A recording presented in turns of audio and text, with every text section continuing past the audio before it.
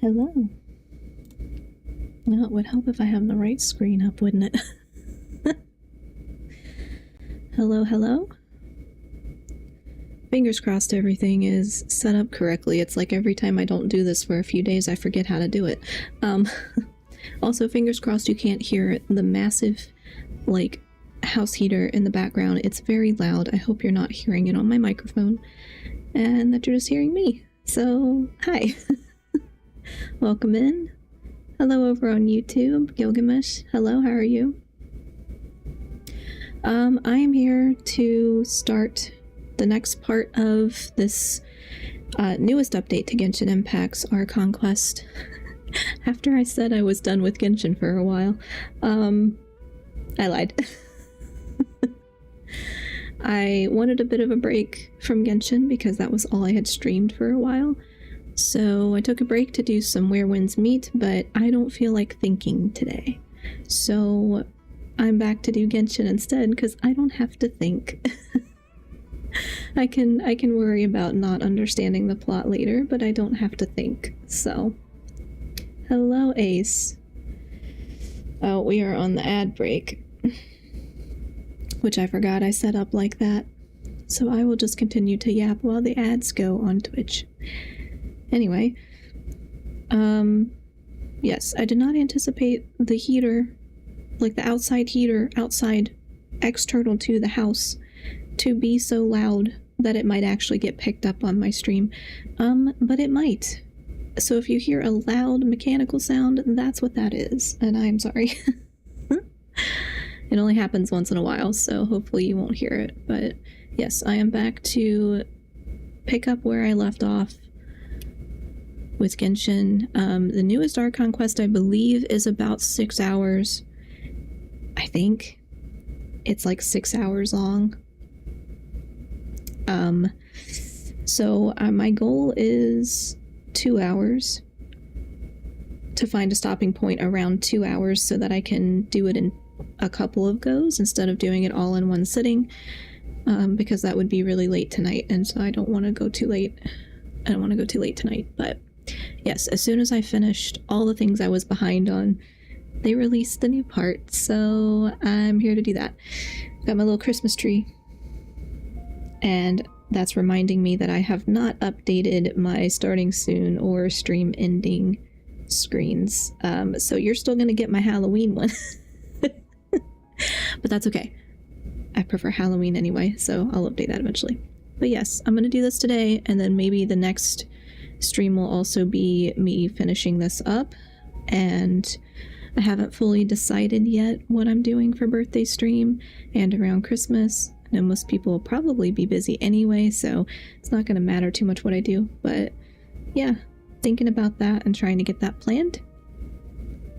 But I want to get this next part of Genshin taken care of, so let me get a quick water break too while the ads are still going.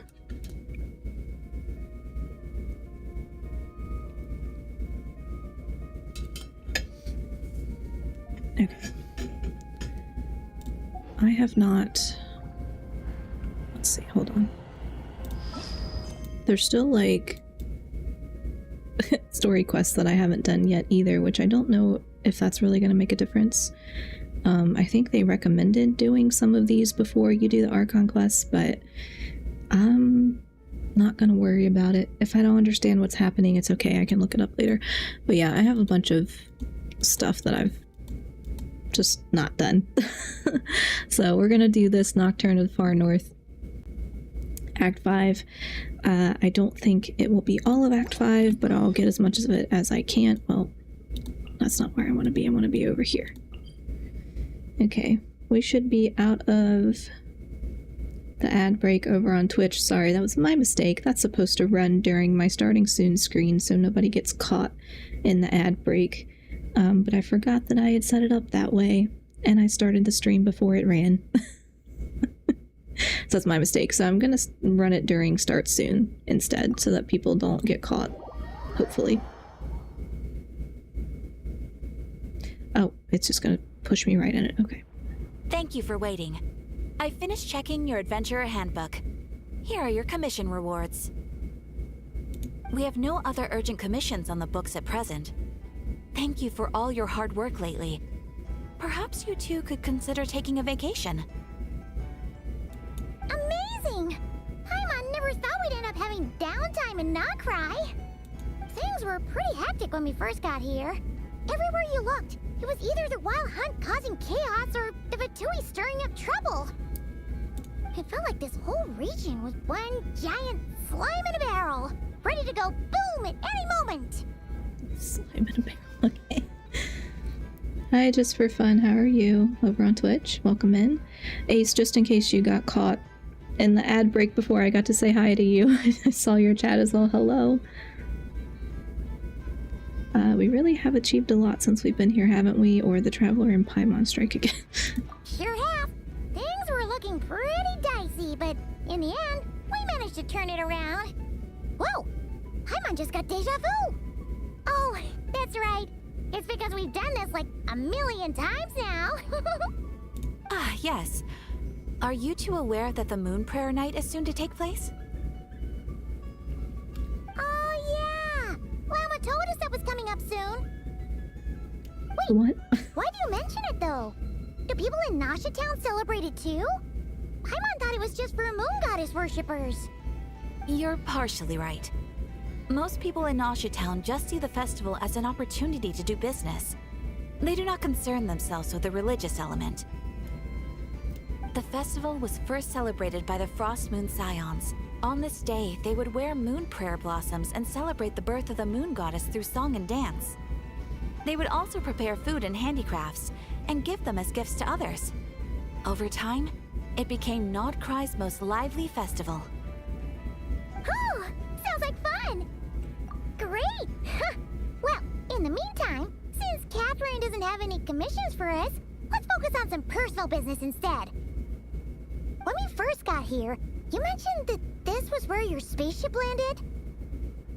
We didn't get to follow up on it at the time, because we got wrapped up in that whole rare situation, but now we can finally start investigating it properly.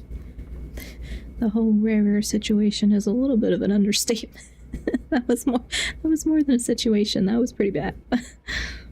Except we have no idea where to start.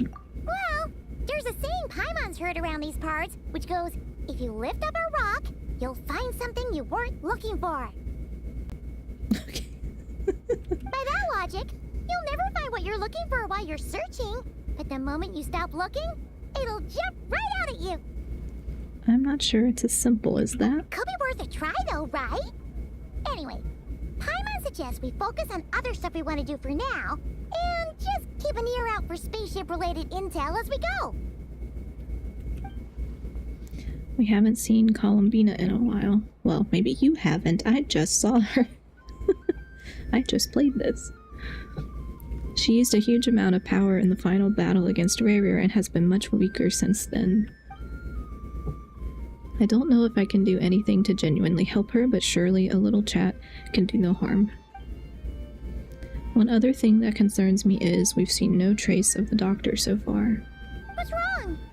He looks super serious all of a sudden. I was just thinking about Columbina and the doctor. Huh? Paimon gets why you'd be concerned about Columbina, but what does the doctor have to do with anything? We learned back in Natlan he's been investigating the moon, but he's been suspiciously absent so far. Oh, that's true. And now that you mention it, we're definitely overdue for a showdown with the Fatui. It is weird that he hasn't shown himself this whole time. What could he be up to? Engrossed in one of his experiments, perhaps. Either way, his current inaction is a good thing. True. Paimon would much rather deal with Marionette anyway. She says the meanest things, but when it comes down to it, she doesn't seem like a bad person. Maybe it's the pressure of being a Fatuse? Especially as a Harbinger. Does she feel like she's gotta act tough to keep up appearances or something?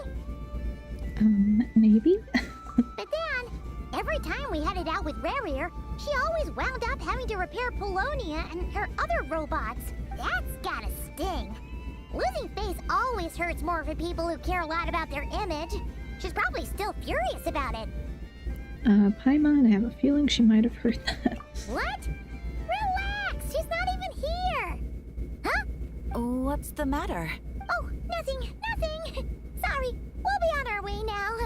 Where are we again? Oh yeah, Columbina? Right, yeah, let's go see Columbina.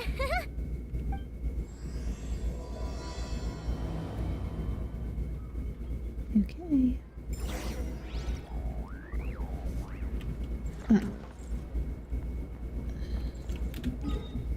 I just played the other one. Like, what was it, acts? I feel like I went so fast through the other acts. Or I did them all kind of together, and now I've already I've already forgotten a lot of what happened.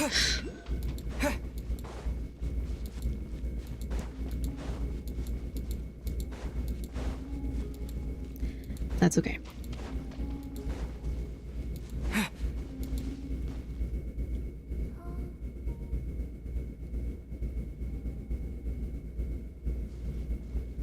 Hey, she's sitting up.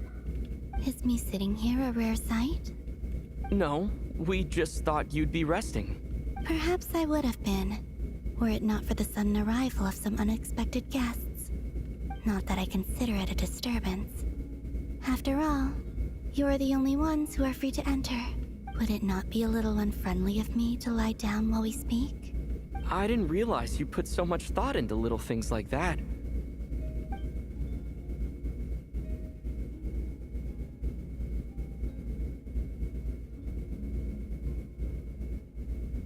Only sometimes. There have been moments lately where I think about you and your companions. They are warm, mysterious, and cozy memories. Very few of my past memories are anything like that. They say that travelers return home bearing bags full of souvenirs. But my luggage was empty, and I believed it would stay that way. Return home? So, you're still planning on returning to the moon? Yes. This planet continues to reject me, reminding me that I do not belong here. If I remain in Teyvat, there will come a day that I disintegrate. And I don't mean reduced to dust, or turned into food for the flowers. I mean, I will cease to exist entirely. Alright then. Well, we're sure gonna miss you. But it sounds like we'll have to say goodbye. How do you intend to return? The moon prayer night is soon to arrive. On that day, the moon will be closest to Teyvat. The Kuvaki in this land will reach its peak at that time. I merely need to grasp the tide, and with relatively little effort. Oh, Paimon gets it! It'll work like a slingshot! You make it sound like she's gonna get blasted up to the moon. If I did that, I suspect I would crash into the false sky. Good point. I will be using a much gentler approach. But I do like the analogy. It's fun. You see? She gets Paimon's sense of humor. In the blink of an eye, the time has come to part ways. It does feel that way, doesn't it? Time seems to fly fastest when you are enjoying it. I have always thought of myself as a wanderer on this earth, and it has never expressed any desire to keep me here. Yet, just as I plan to depart, it tugs at my arm. Is this a gesture of affection? Or is the world mocking me? Oh. Were you hoping I can answer that? Yes, you are a traveler, so you must have a lot of experience in this area. Then, what I would say is, enjoy the moment. That's right! Don't overthink it! Happiness is happiness and joy is joy! The point is to enjoy it, not analyze it! I see. Then what I would say is, even though I am very tired right now, I am still happy. I can't tell from the tone of your voice. Oh, really? You don't think I sound happy? I'm just kidding. I could tell you were in a good mood today from the moment we saw you. Ah, a joke. Albeit not a funny one. I agree. Anyway, I assume you're here about you-know-what. Give me your hand. Actually, it's not that. There's something else we wanted to discuss with you. Oh. Then, do you still want to give me your hand? Or not? Sure.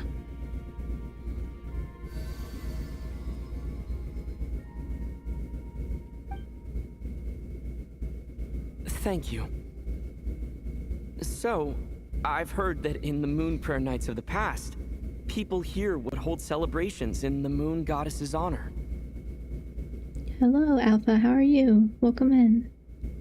Since you helped so much in our fight against the Rehir of Solnari, I think you deserve a farewell party before you return home.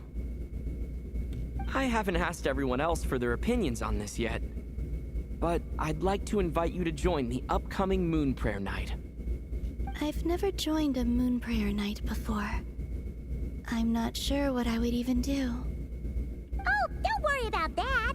We take care of everything. All you need to do is show up. Of course, there's no need to force it if you're not feeling strong enough. It's just, this kind of felt like a golden opportunity. But they call me Kutar, and the Fatui have an arrest warrant out for me. I shouldn't appear in public right now. Yeah, there will definitely be complications, but... I'll make it work. You have my word.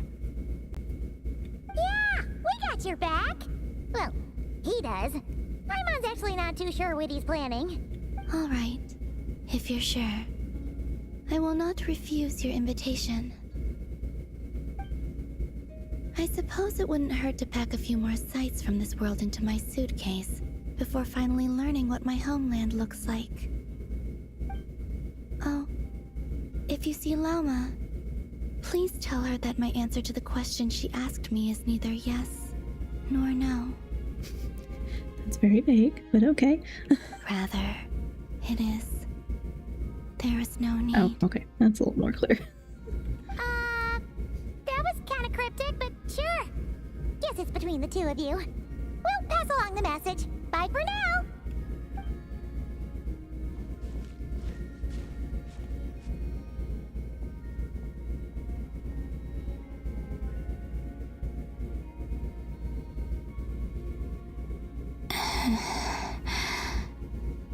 And also, I do not know.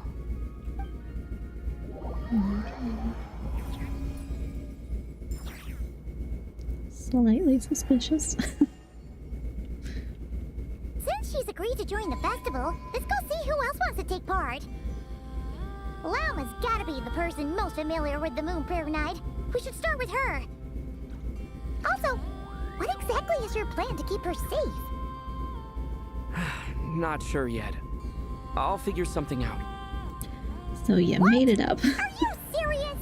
And Paimon even gave you her vote of confidence back there. When did you become so sneaky? Oh, did not know. Don't want to do that. Go back to where? Oh, is it not tracking? Why is this not tracking?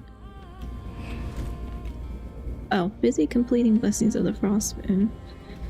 So I have to do the focus thing, probably. Yeah, gotta do the focus mode.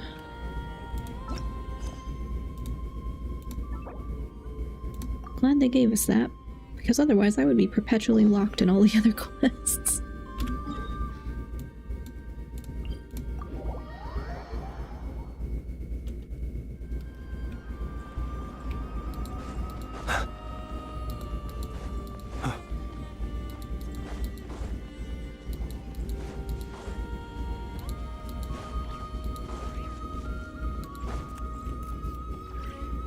Hey, Lauma! It's us! Huh? Varka? What are you doing here? Beats me. I had a bit too much to drink last night, and when I woke up, I was on Hisi Island. Oh no. Mr. Varka is helping to oversee Nasha Town's preparations for Moon Prayer Night. He is here to go over some details regarding the decorations and custom cloth designs. Right, yeah, that too. mean that too? I don't think he knows why he's there. So preparations are already underway. Yes. Celebrating this festival is a long-held tradition here in Nordkrai. On this day, the crescent moon at the top branches of the verdant crest turns into a full moon, and the moon prayer blossoms bloom with a special radiance. Our people take these to be blessed omens. It's an especially welcome event coming off the back of all that nasty business with Rare. Everyone got put through the ringer recently, and now they're looking to turn their fortunes around. The big shots in town all agree that a big, lively celebration is just what we need to rebuild people's faith in this place. No wonder Catherine said the people weren't so bothered about the religious element. That's right. It's become more of a local custom by this point. The celebrations have little to do with whether the religious stories behind this event are true or not. Even the Frost Moon Scions are eagerly awaiting the coming of Moon Prayer Night, despite now knowing that their past beliefs were founded on a falsehood. That's fair. It's a bit like the Lantern Ride in Liyue. It's a chance for people to enjoy themselves, not debate the existence of the Adepti. Although in their case, the Adepti definitely do exist. We've met plenty of them in our time. Oh, one other thing. We just went to see Columbina.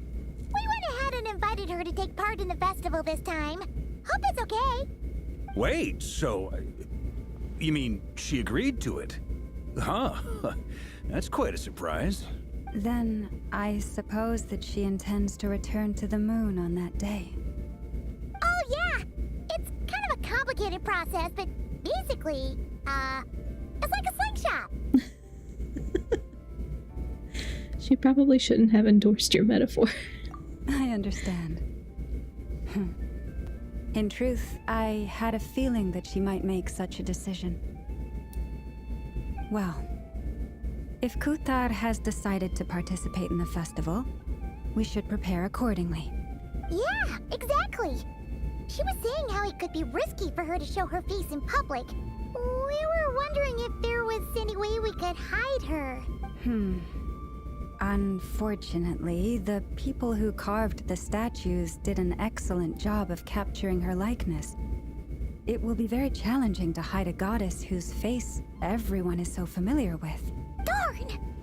We may have bitten off more than we can chew here. Nah, don't sweat the small stuff. We can handle that. Huh? Are you saying you have a plan? I feel like he's just gonna wing it. Not as such, no, but the most important thing with a festival is to keep the mood light and your spirits up. You can't go preparing for a festival with those long faces. You'll never convince anyone to enjoy themselves. The Mondstatter spirit is strong with this one. As it happens, I agree with Mr. Varka. Let's start by making our appreciation for Kuthar the beating heart of the festive atmosphere. And who knows? Once we get the ball rolling, perhaps everything will just fall into place. Hey! Did you catch that? Lama said the thing! Or close enough, at least. I'm looking forward to the Moon Prayer Night already. We have a festival in Mondstadt called Windbloom, and you can always tell which couples are celebrating it for their first time by the smiles on their faces. Big, beaming smiles like their whole face is glowing. I see kids. And I have a feeling we'll get to see that same smile on the Moon Goddess's face at this festival. Not quite the same, surely. Anyway, I'll take care of business in the city, but I'll have to leave the decor up to you and the Frost Moon Scions. No one else can capture that traditional aesthetic quite like you guys. But lastly, there's the final key element that brings the festival to life. Companionship. We'll take care of that part. Before you leave, let me show you something that we've been preparing. Mr. Varka had asked to see it already, so you may as well tag along. Also, I have some further questions about Kuthar's decision.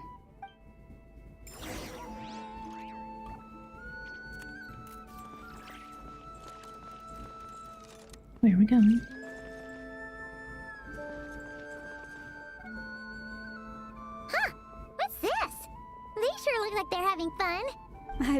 so.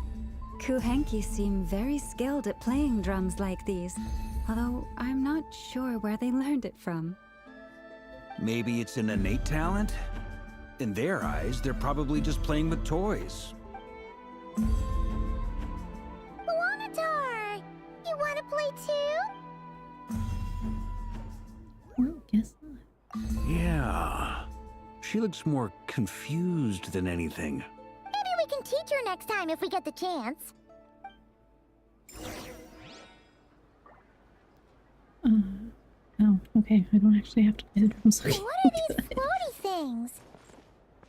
Moon veils. We hang them from buildings in the city during the festival. When you look at the sky through them, it creates a lovely misty effect.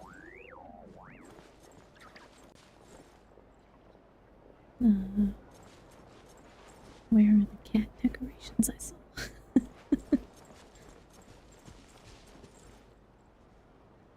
Everyone seems hard at work. They're preparing items for Moon Prayer Night.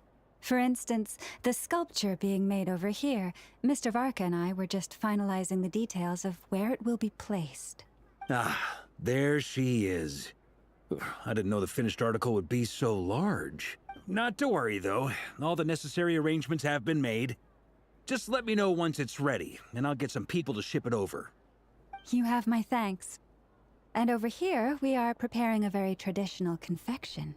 Oh, look at all these colors! It looks great! Can Paimon try one? Of course. I have a feeling you'll like it a lot. You bet! Sweets and treats are Paimon's favorite. If you included those in the Feast of the Moon, I bet Paimon would have joined the Frost Moon Scions by now. There will also be verdant crests like this present in Nasha Town during the festival. The timing of Moon Prayer Night is not completely set in advance. We make a rough estimate, then observe the changes in the verdant crests and moon prayer blossoms to guide us. As such, the wait itself is a fun feature of this particular festival. That doesn't sound fun. That sounds stressful. I would need to know the exact day things are happening.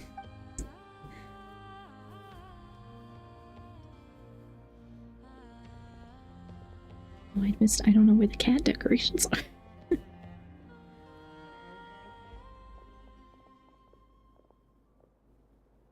Let's talk here. To tell the truth, I am very surprised to hear that Kutar is willing to participate in the festival. I once asked her if she'd be willing to stay with the Frost Moon Scions. I could introduce her to everyone, and we could be a family to one another. She did not answer, but she has not appeared here since. I took this to mean her answer was no, but if that were the case, she would not have accepted this invitation.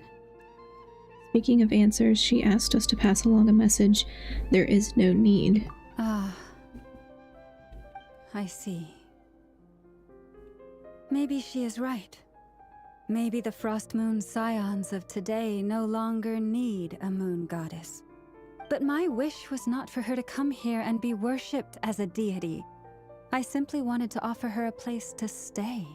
I'm sure she believes that showing herself here might invite Fatui intervention, and as such she does not wish to cause us trouble. But what really pains me about all this is that this is her birthplace. She ought to belong here, yet no one has been able to grant her shelter. I think I'm qualified to weigh in here. When someone's about to depart on a long trip, what they need is blessings, not burdens. We should wish her the best, not make the journey harder than it already is. Anyway, she's agreed to attend, hasn't she? All we need to do is simply respect her decision. I see your point. Yes, she will soon depart after all. Our job is to leave her with some happy memories.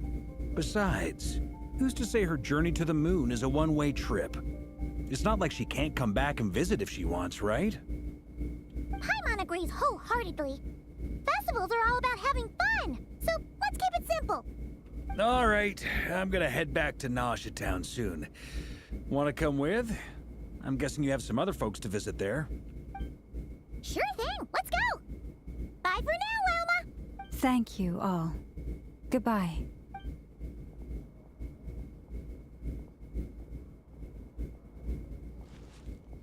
Traveler needs blessings, not burdens. It sounds good in principle, but will blessings alone be enough for Columbina? No, I think if she's seen in public, she's probably gonna get captured. Or whatever. I don't know.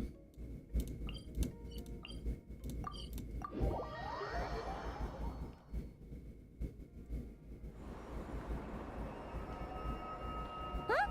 Hey, over there! It's Durin and Albedo with Flints! What could they be chatting about? Your guess is as good as mine. Ah, Grand Master, and the Traveler and Paimon. Hello there. It's been a while. Perfect. We have some new volunteers for our investigation. Sorry, what investigation? Wait, let me guess. The righteous Lightkeepers are finally ready to hunt down the Abyssal Dragon? Haha. Yes, that too. Yeah, right! Oh, wait! Why does everyone keep saying that too? Well, to be precise, the facts match, but not the causality. Wait, so I guessed right? Half right. Don't act so impressed with yourself. Maybe I can explain. We ran into Mr. Flint's north of Nausea Town. At that time, we just noticed a few abyssal creatures out in the wild, but the strange thing was, I didn't detect any traces of abyssal energy on them at all. On closer inspection, we realized that they were not real monsters, but something akin to reflections in the water, or perhaps a mirage. Huh? What do you mean? Like, you could see them but not touch them? Exactly. It was very peculiar. They roared and tried to attack us, but we could not make any physical contact with them. I think I've heard of things like that happening in Notcry before, but I don't know much about it. Yes, it's a known phenomenon. Mirage-like illusions tend to appear in Nodcry in the run-up to Moonprayer Night. Well, that's inconvenient. From a distance, they appear quite real. I myself thought that Misters Durin and Albedo were locked in battle with abyssal monsters when I first arrived. But after sharing intel and investigating a little further, we can confirm that these illusions are harmless. There is no great cause for concern. I see, I'm glad that they weren't real. All the Mirage stories I've heard are either animals, rocks, or small houses. Abyssal monsters, though? That's a first. It's a first for me, too. So I'm planning to look into it further just to be on the safe side. I intend to inspect a few more locations. What about you two? Any plans? Alice contacted me a few days ago. She'd like me and Durin to assist her with an experiment, but we lost contact shortly after receiving the message. I'm sure that comes as no surprise to anyone familiar with her. We don't know when the wind will blow, yet when the wind blows, we will know. That, in a nutshell, describes how Alice operates. Yeah, that tracks. Okay. Well, I suggest we investigate this Mirage business in the meantime. It's piqued my curiosity, and I'm pretty sure I know someone who will already be 10 steps ahead of us. Well said. Right? Whatever's happening in Notcry, she always seems to be the first one to know. Let's go see what she knows. We can invite her and her staff to the festival while we're at it.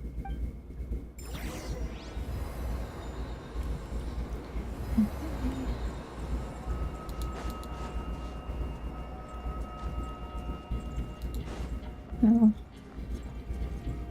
So I'm just gonna climb up that way. I still don't really know. I don't have this map memorized. Can I go this way? Nope, I'm going up a building. Actually, I don't think I've been up that way too much. Basically, I've only gone where it told me to go.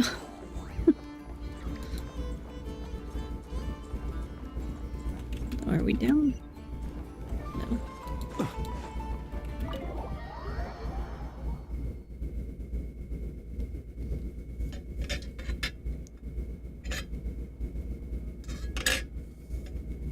You're right, I have noticed. There's certainly something a little fishy about this situation. Only a little, though. Records indicate that this phenomenon can occur in the days before and following Moon Prayer Night. That said, it has always been a rare sight in the past. The odds of encountering these phantoms are similar to looking up in the night sky, happening to see a shooting star, and managing to make a wish before it disappears. But this time, either everyone's getting lucky, or they're appearing far more frequently than usual. Yehoda's out gathering intel as we speak. In the meantime, let me check off some points of interest. First, the Abyss. The ones we saw seem to be abyssal monsters. Indeed. But we have identified one location where many more of them have made an appearance. And not just monsters, but human phantoms too. Given the scale and nature of the phantoms, it's almost as if someone's last memories are coming to life. Or perhaps the memories of multiple people. Oh. So you mean the phantom monsters are hunting down the phantom humans? Exactly. The phantoms can interact with each other, but we have no means of intervening. In addition, some of the human phantoms would seem to be from the very distant past. This is clear both from the clothing they wear and the stories they tell. They claim to be from Hyperborea, a name which I've heard from Lauma before. If this is true, it means they must be from 6,000 years ago. Did Paimon hear that right? 6,000 years? It sounds like this merits further exploration. That'd be a big help. I'll leave it with you, Albedo. My knowledge of ancient history is non-existent. I used to doze off every time the pre-Knights of Favonius era came up in class.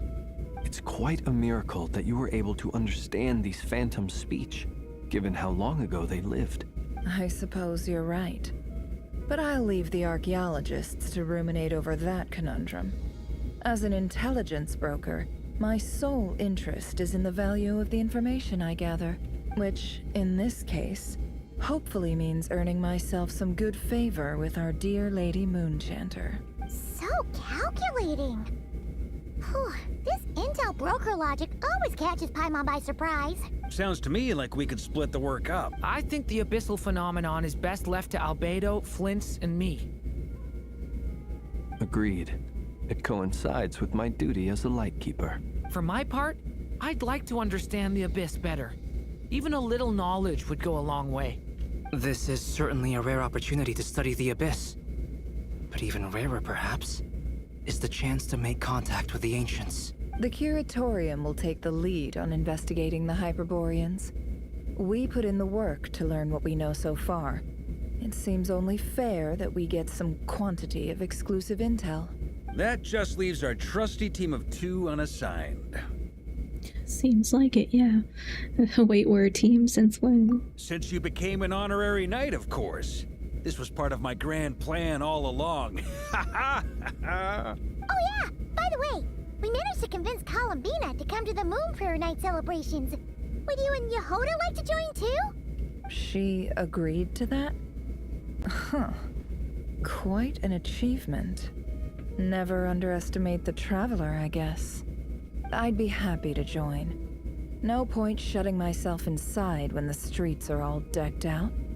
I doubt any clients will be visiting during the festival in any case. And Yehoda loves a party, so I'm sure she'll jump at the opportunity. No. No! No! No! No! No! No! No! No! No! Way to contradict me in front of... Wait! No, that's not what I have bad news, boss! So many people. Alright, everyone inside! Quick!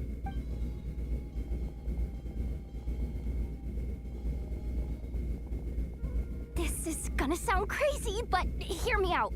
I saw one of those phantoms at Star Sand Shoal, and it was some sort of flying ship. Like a spaceship? A spaceship at Star Sand Shoal. That's gotta be the one you came to Tibet in. You said you saw the same thing through the moon marrow, right? Huh? You already know about it? Ugh, I thought I was gonna blow people's minds. Turns out I'm the last to find out. Wait, back up. You came here in a spaceship? Now my mind is blown! What's it like on the inside? Was it like flying through space? I want to know everything! He is far too energetic for me. Maybe that's a conversation for next time. This is still a huge discovery on your part. Yep, exactly. Huge discovery. You're the best. Second best intel broker in the world. After your boss, of course. Wow. Really? Well, I don't know if I'm all that, but... I guess that decides where we're heading next. Come on, don't look at me like that. I know the spaceship doesn't have anything to do with me, but you don't want to leave me as the only one twiddling my thumbs, do you? Please? Fair enough. You can tag along. In that case, let's meet back here to discuss our findings once we're done. I wish everyone a productive... You too! Oops, pressed it too fast. Let's go find the alien ship. What's up, boss? Aren't we gonna head out? Tell me, Yehuda, when did the curatorium start giving out intel for free? Oh, sorry, boss.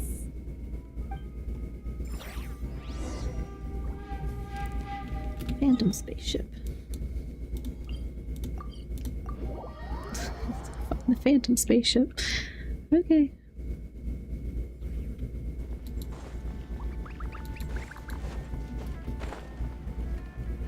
Yep, there it is.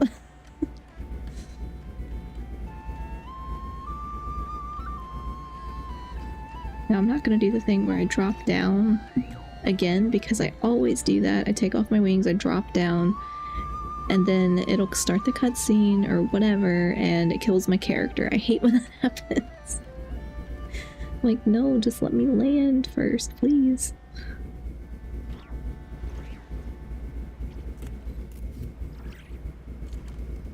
Who are these? Oh.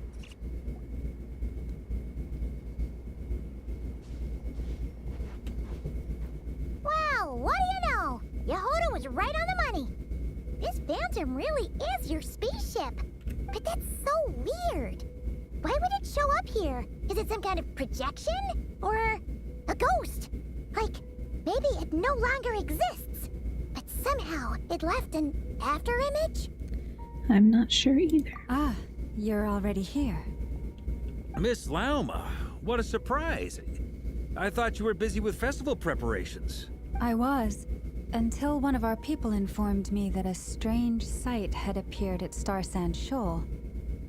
No one's ever seen something quite like this before.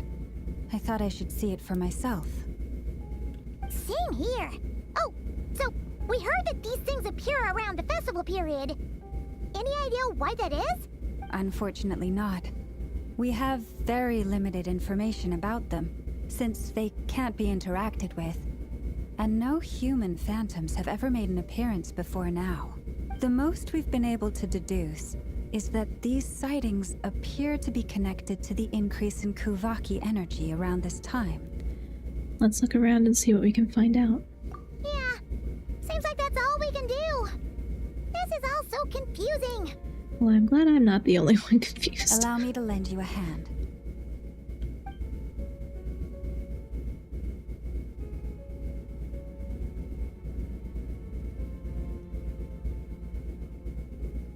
Yeah, the human phantom thing is kind of weird.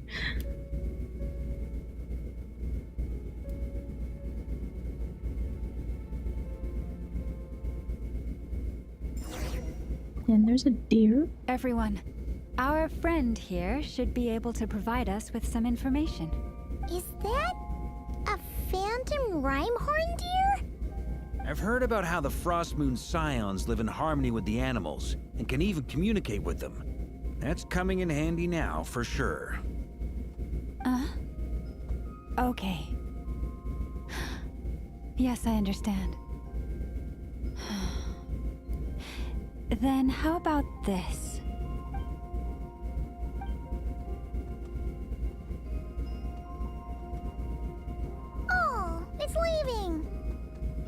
It appears to share our curiosity about this giant spaceship, so I asked it if it wouldn't mind investigating along with some friends.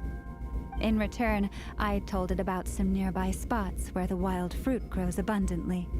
We may live in a different era from these phantoms, but I trust that the terrain, climate, and ecology here are more resistant to the effects of time than some things are.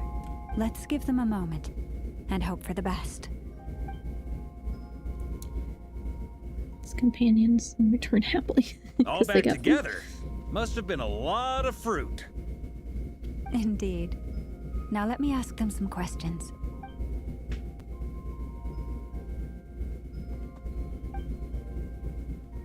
It did find a lot of wild fruit, enough for them to feast for a long while. This puffin circled in the air several times, but didn't spot anything out of the ordinary. Certainly nothing to do with the spaceship. Huh.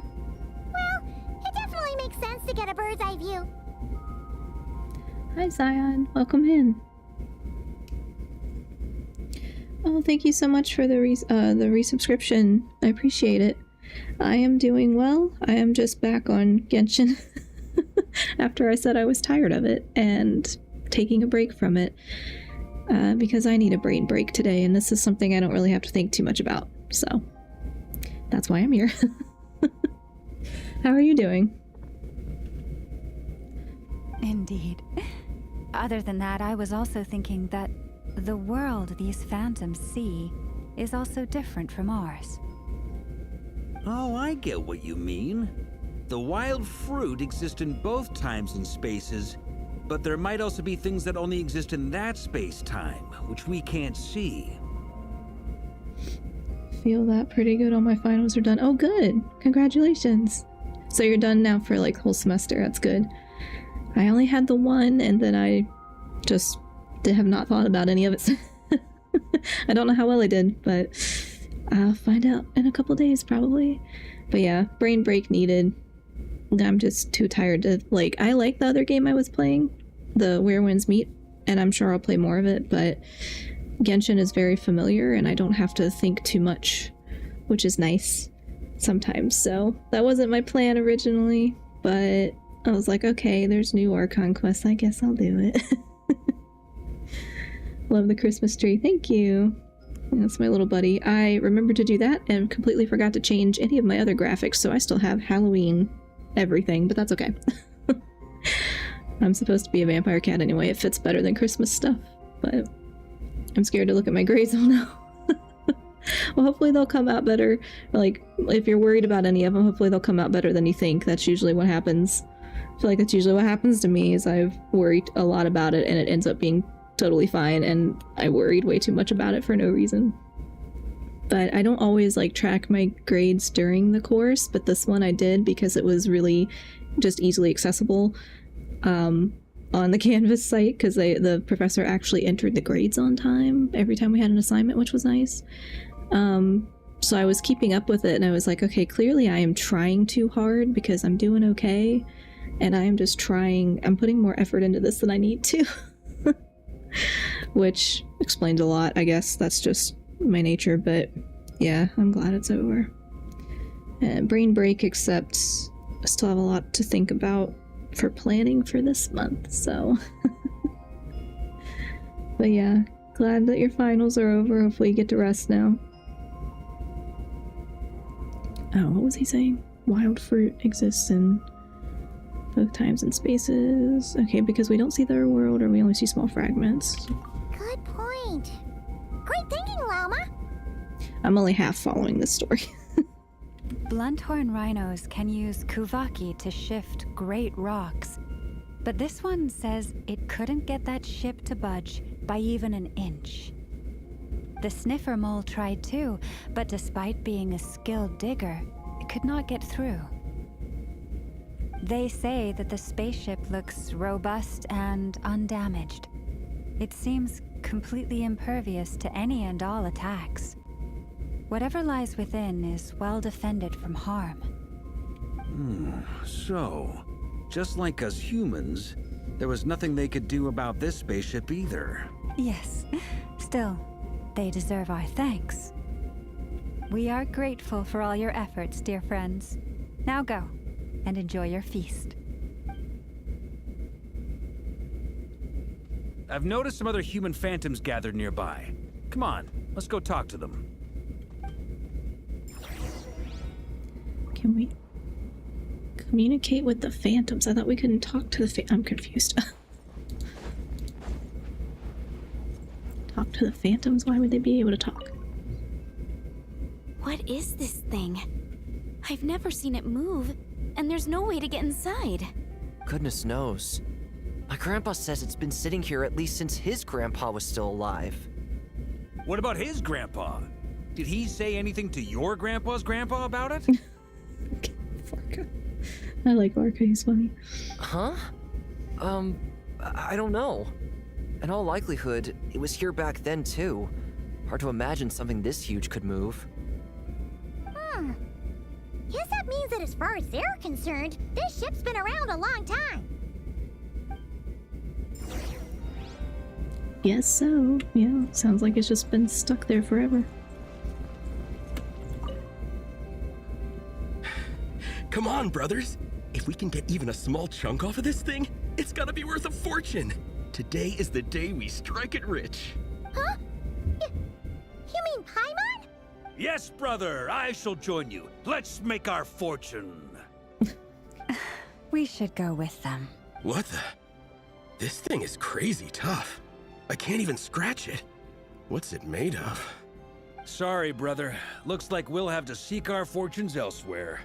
Enjoying yourself? I was just seeing if I could influence this phantom's perception by playing. But nope, no dice. I'm sure we're all starting to build up an idea of what's going on here now that we've spoken to some of the people. These phantoms are reenacting real historical events in Nodcry. It's almost like we're in some kind of interactive stage play.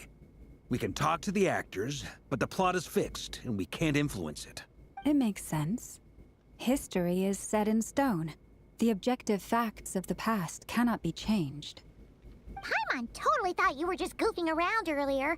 But actually, you were doing some serious investigating. Of course I was.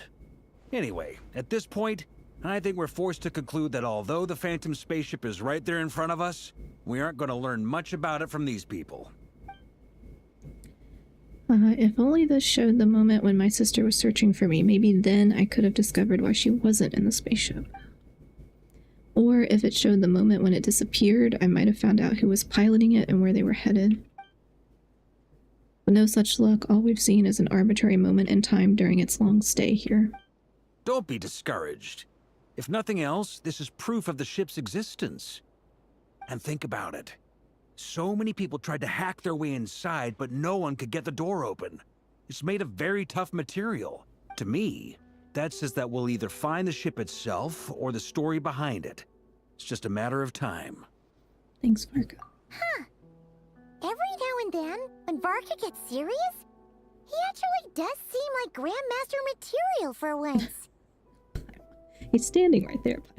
I wonder how the others are doing. Let's head back for now. Sounds good.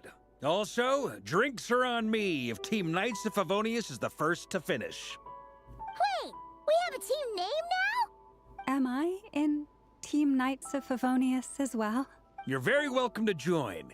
We've even got a cathedral ready for you. Isn't that technically blasphemy?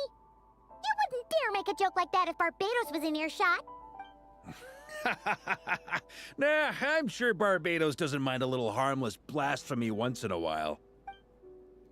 I don't think he'd care.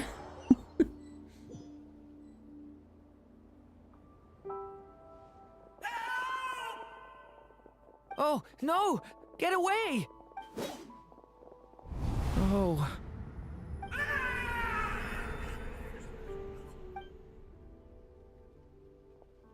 I know it's hard to stomach, Mr. Durin. But as I'm sure you've noticed, there is nothing we can do to intervene in that which unfolds before us.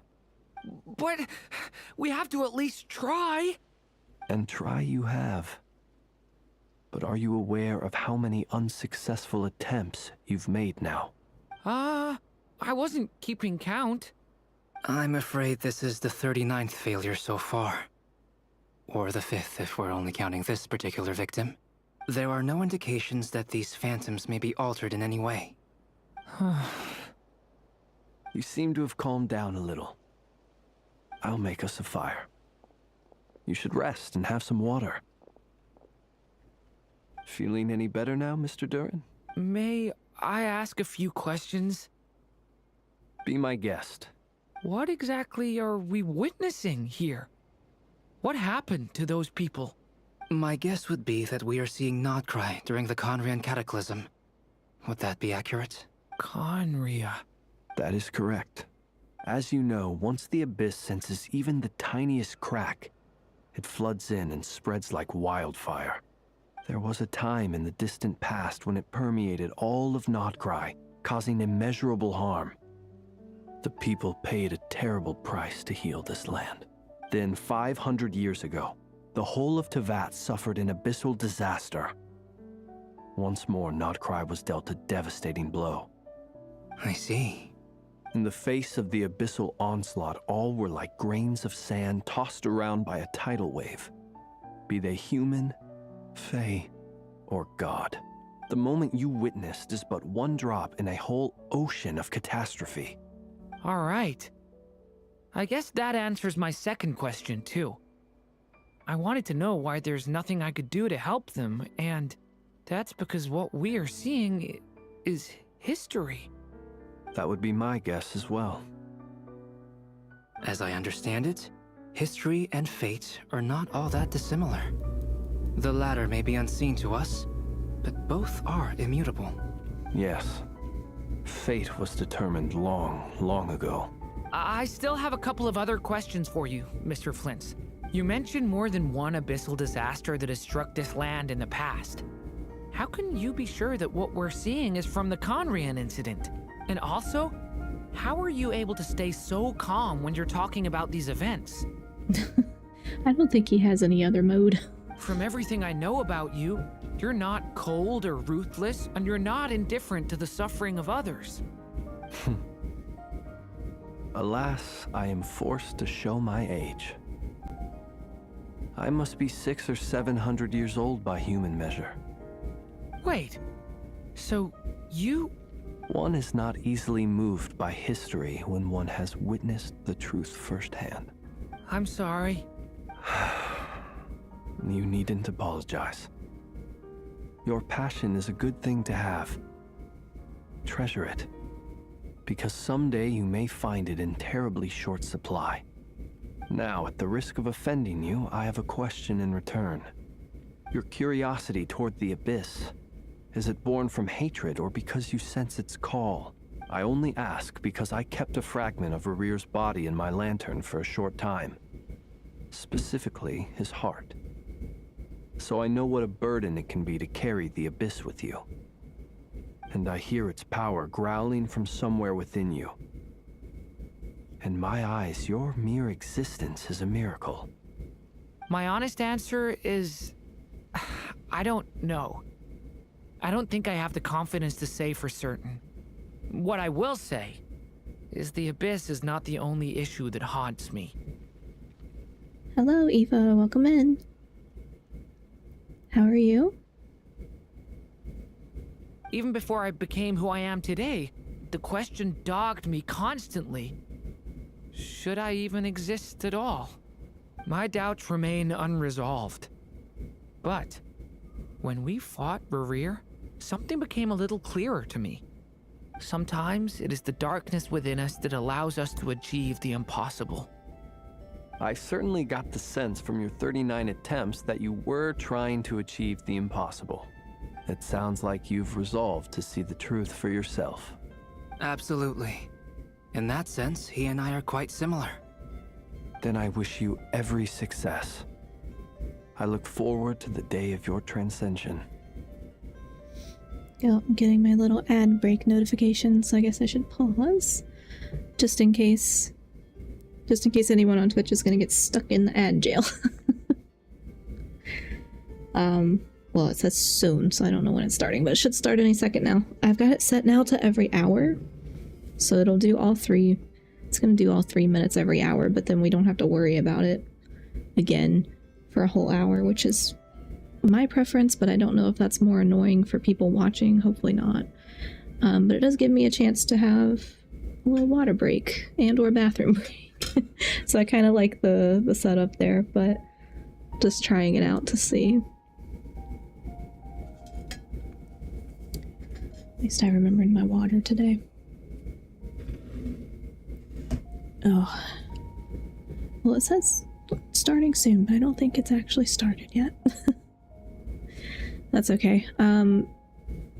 Instead of yapping about it at the end, I'll just yap about it now as the ads are probably starting. Yep, okay, ad break, there we go. I am assuming that this part of Genshin is going to take me probably at least 2 streams, maybe 3 streams to get through, based on how long these quests are. I think there's 6 hours total. And normally I would probably try to stream on Saturday, but I have a friend coming from out of town for my birthday, so I'm probably not going to get to do anything online Friday, Saturday, Sunday, because tomorrow we're going to be preparing. I got to clean the whole house, and I got to get Christmas decorations up, and I got to figure out what we're actually doing. But yeah, it's going to be a lot of planning, and so if I can, I'm going to try to do more of this on Saturday, like earlier in the day before my friend gets here. And if I fail at that, I can always do it Monday. But she'll be here overnight and be staying with us until Sunday, so I don't want to stream while she's here, because what's she gonna do? You know. It's pretty long with plenty of yapping lore. Yeah, I figured. I think it's just at that stage. I mean, not that the other quests weren't like that. I think the early quests were shorter, but that was early game. But I feel like we're at the point of this game now where it's mostly gonna be story, which I'm cool with, but I know it's not everybody's cup of tea, but that's why probably just gonna do the story stuff on stream and maybe just do the rest of it like on my regular stuff off stream. I don't know. I don't know how heavy story will be in that other game I was playing, the Where Winds Meet, but that one I have to think too much because I'm just so unfamiliar with that game. I have to think too much, and so that's why I went back to Genshin today, so I can have a brain break and not have to think, because someone will have to explain the lore to me later anyway. So I've forgotten too much of it, but yeah, so I have other games that I can start and cycle through, which is probably what I'll do throughout this month. So yeah, we'll have like a birthday stream next week or something, and maybe a Christmas stream the next week, but not on Christmas Day, because I assume most people will be busy, and I don't know what I'm doing. I haven't planned that yet, but I know I have a bunch of baking to do, so I have to plan out the baking to make sure I've got it all done. I think last year I made like, what did I make, like 60 to 80 snickerdoodles? Like I made a bunch of cookies, or maybe it was only 60, I don't know. One year it was closer to 80, and I'm like, I'm not doing this again. It's too many, and I'm tired, and it's just too much, so. But yeah, this is mostly gonna be them yapping through a bunch of lore that hopefully I understand the majority of, but I feel like I've forgotten a lot, so. Anyway, ad break over. We shall continue. Well, if everyone's caught their breath, I suppose we should head back. Oh, and one last thing. I'd appreciate if you kept our discussion about history a secret. Where are we going? Incredibly, our separate investigations led us all to the same conclusion. Hooray for consensus! Yeah, but we barely learned anything, though. I totally thought this would be the mother lode. Talking with the ancients? I mean, come on! But nope. All we got was useless snippets of conversation. And all this stuff about moons and hyperopia. What a load of baloney. Seems like people back then had a few screws loose.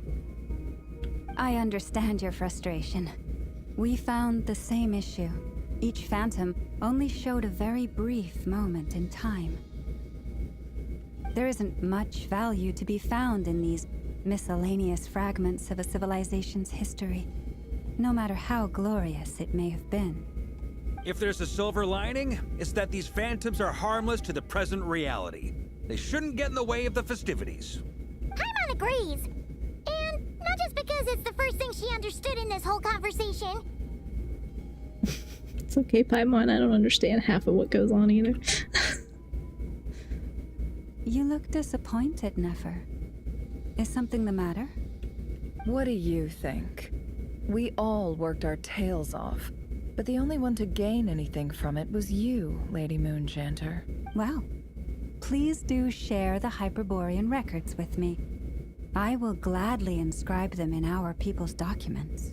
Oh, duh! Yeah! That was it! Hyperborea! Hyperborea. I'm serious. Only an expert in the Frostmoon Scions and their history can turn these records into valuable research material. The alternative is to let them gather dust on the Curatorium's storage shelves until the pages turn yellow. Nefer, you're wise enough to know that cooperating and sharing the profits is the best course of action here. Well, that goes without saying. Sure, let's do that. Huh? But didn't you say we aren't supposed to give out intel for free? Sorry. Shutting up. Shutting up. Now is not a good time to push Nefer's buttons. Oh, thank you for the hydrate, Redeem Scion. I do have my water here. I will drink while they yap. Anyway, back to Moon Prayer Night. I'm thinking that we should prepare something a little special, aside from the usual decorations and so on. You mean a parting gift?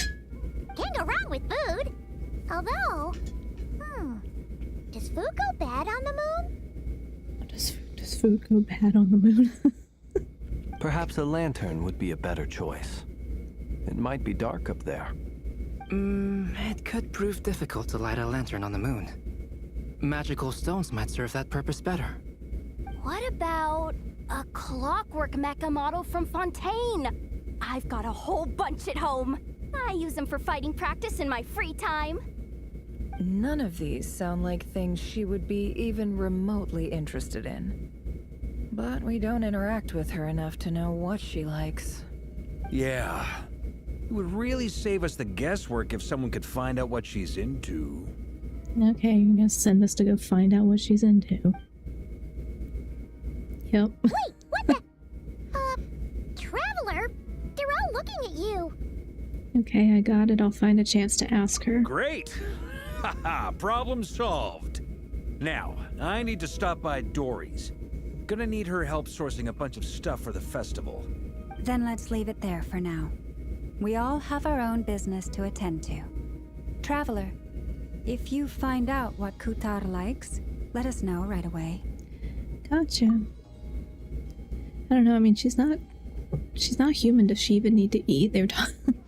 We brought her food that one time. I don't know if she even needs to eat it though. Is something the matter? That's my line, Turn. You seem a little down. I'm fine. It's just... I'm still feeling a little rattled after witnessing the horrors of the Abyss. But it's okay. This is something I have to work through. I'll be all right. Thanks for your concern. Well, don't put too much pressure on yourself. If you ever feel like something's wrong, physically or mentally, we're here to talk. Don't forget, I'm a member of the Knights of Favonius. You can always rely on me. Come on. Stop treating me like a kid. I mean, you kind of are, because you just came into existence recently. Okay, where... supposed to go... Guess I have to go ask her what she likes, what she wants as a gift. I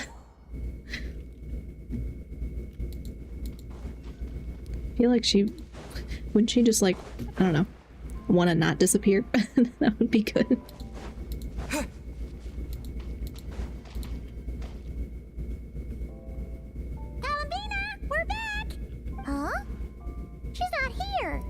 can't sense her presence at all. Weren't there a few Kuhenki here last time too? Where did they all go? Maybe she took them out for walkies. For walkies? Okay. I think the localization team has a lot of fun with the translations. Walkies? For Kuhenki? You're not pets, you know. They're not pets, and they float. Oh, well. Looks like we just came at a bad time. Let's try again tomorrow. There's still a few days until Moon Prayer Night, so we're in no rush.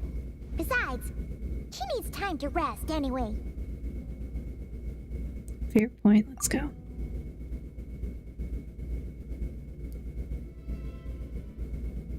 Oh, there's a Lunaki, or whatever that thing is. I haven't collected it. Oops. Oh, how strange. Looks like she still isn't here. This is a bit odd. Right? It's not like her to spend so much time outside. Especially since she's worried about attracting unwanted attention. By the looks of it, she hasn't been back all day. What about Luonatar? Luonatar, you there? Hey! Do you know where Columbina went? Sorry, didn't understand. But if you know where she is, could you take us to her? Sounds like an I don't know either to me. Yeah, that's even stranger. Paimon, look, the flowers. What about them? Oh, that's not good news. They change color when Columbina gets weaker, right? And they look super pale right now. Well, let's go. We've got to find Lauma. Good idea. She might know what's happening.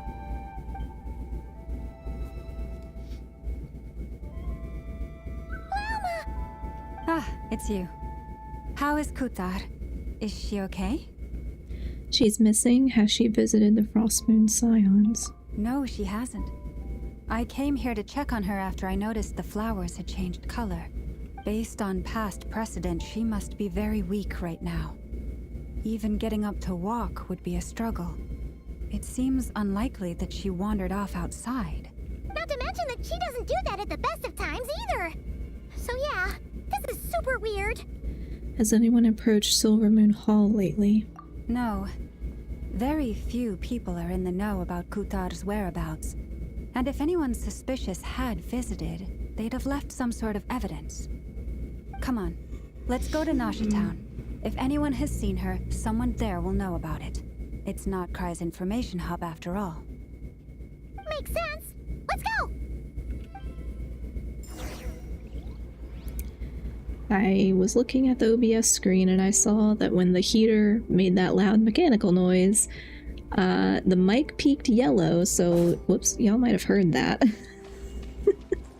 If there's a scary mechanical noise, it's the heater. I don't know why it does that. Supposedly it's fine. Somebody looked at it last year. Okay, which one is this one closer? That's closer. Oh, maybe that's... No, that was closer.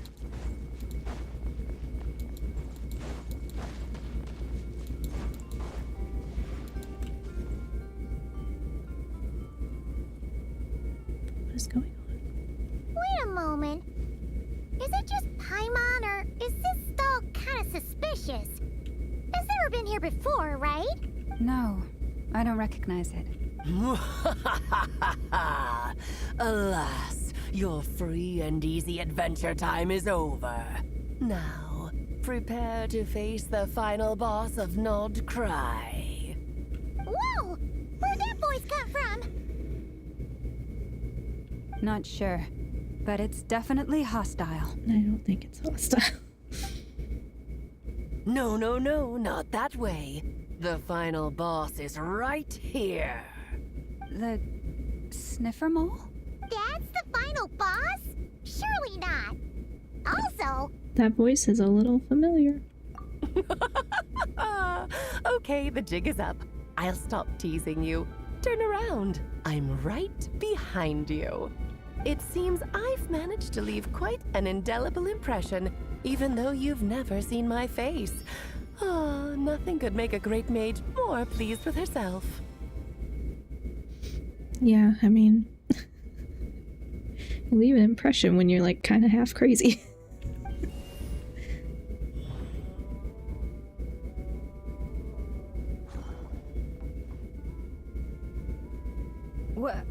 What is going on? I've heard that all the big shots in Teyvat have long, wordy titles that stun people speechless when they make their entrance. Unfortunately, none of them are affiliated with the Hexenzirkel, and we ourselves keep a very low profile. The notorious name-dropping doesn't quite work for us. Still, I, for one, think I'm really quite amazing. So that didn't stop me from coming up with a title anyway. Alice! It's really you this time? Not a lantern or a Dodoko, but Alice in the flesh? Oh, that's right. So, what do you think? How does it feel to finally meet me? You look like... You look just like Klee, or you look so young. I mean, I assume that she's probably immortal, so... Oh, that's the first thing you thought. A little surprising, but that actually makes me very happy. Because that means that when Klee grows up, she'll be just as stunningly beautiful as her mother. So she's a friend of yours? Kind of.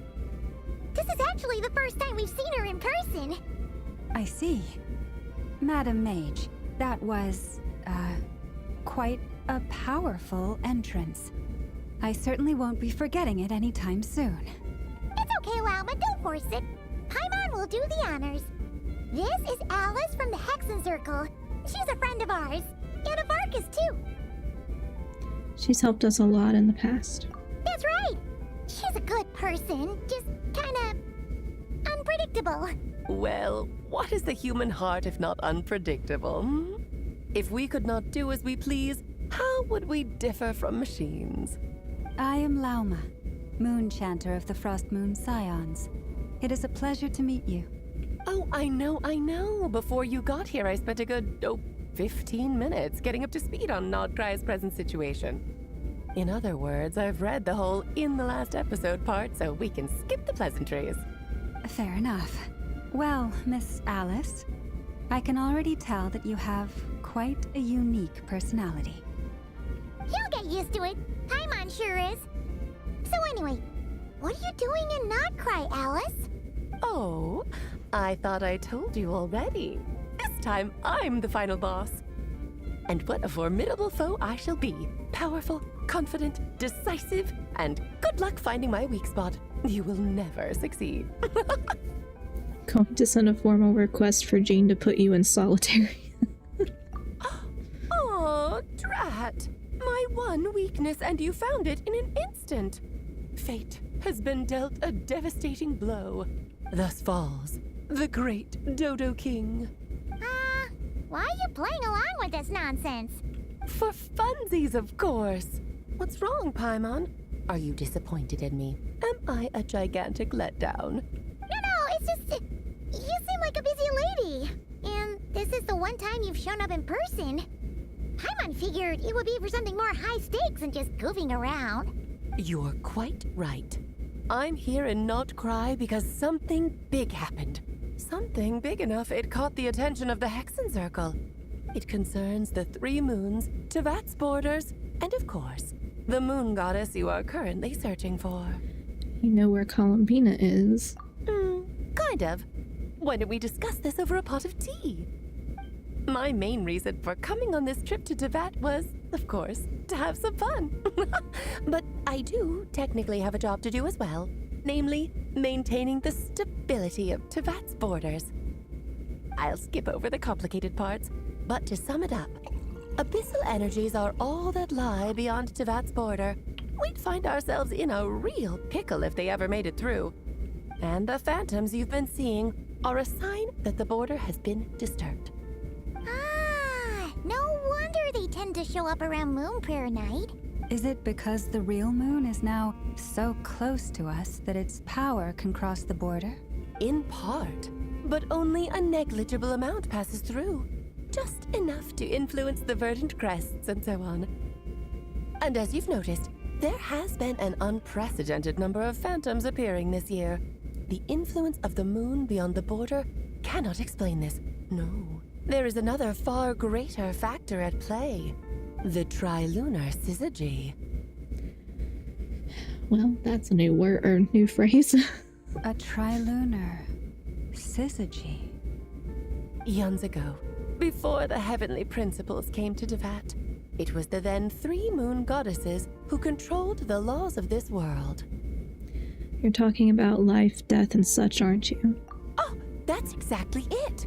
The 3 goddesses split these powers amongst themselves, promising never to consolidate them into one singular body. This was meant to keep the world stable. But, fast forwarding to the present, the eternal moon's marrow is with you, while the iridescent moon's marrow, which should never have appeared in this world, has been retrieved. Add that to the presence of a moon goddess in the flesh and... the power of all 3 moons is gathered here in Notcry. There hasn't been an event like this since the War of Funerary Flame, and it's having a noticeable effect on Tevat's borders. Why are you so concerned about said borders, if I might ask? Because I wish to give my darling daughter a peaceful, sunny environment to grow up in. Is that a good enough reason? Kinda sounds like you're dodging the question, but it does make sense. Well, that's one reason anyway, and the most important one. The others are a little complicated to explain. For instance, cleaning up after dearest Miss R. Albedo could tell you more about that if you're curious. But right now, I have a more important question to ask you. Why are you collecting the moon marrows? Columbina wants to use their power to return home. I see. Nicole told me about that legend once. Nicole? You mean Meet Anne? Oh, so you remember. We heard her voice in Fontaine. I don't remember that. Yes, of course. That was a story about fate, her area of expertise. But back to the story of our dear moon goddess. I'm afraid her intended method of returning to the moon is unlikely to work anymore. What does that mean? She may be missing, but she hasn't gone anywhere. She has disappeared. Well, that's not good.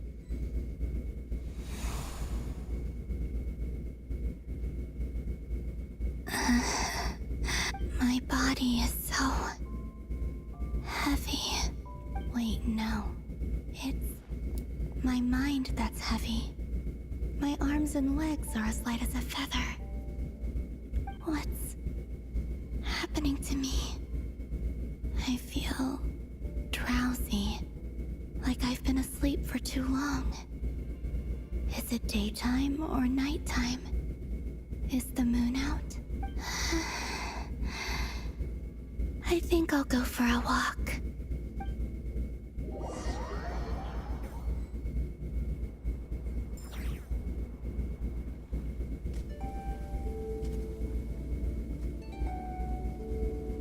Are you out for a walk too?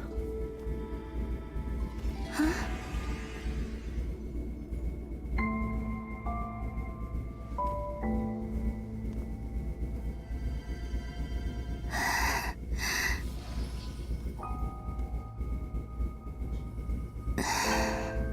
The day has come at last.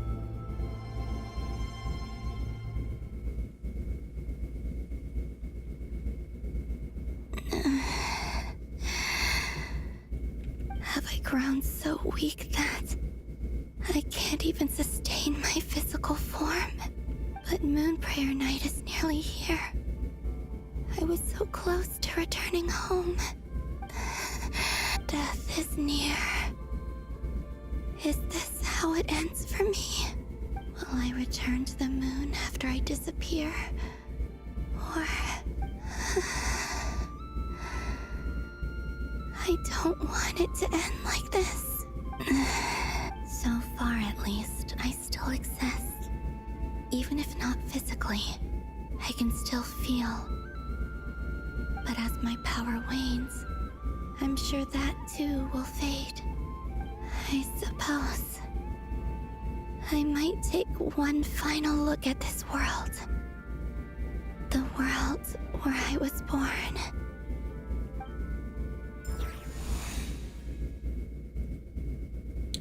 Last chance to visit the Frost Moon Enclave. Don't let it slip away. Come on, come on! Wait for me! The Frost Moon Enclave. How much it has changed since I was born. These decorations, they're so heavy.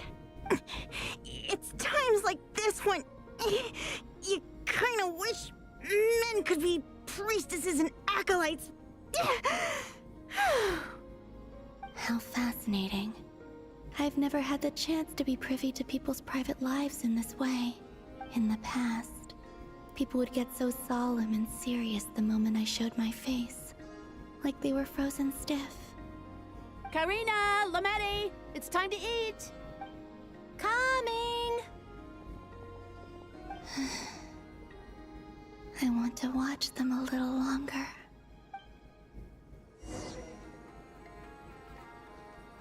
Stroll through the Frost Moon Enclave. Okay.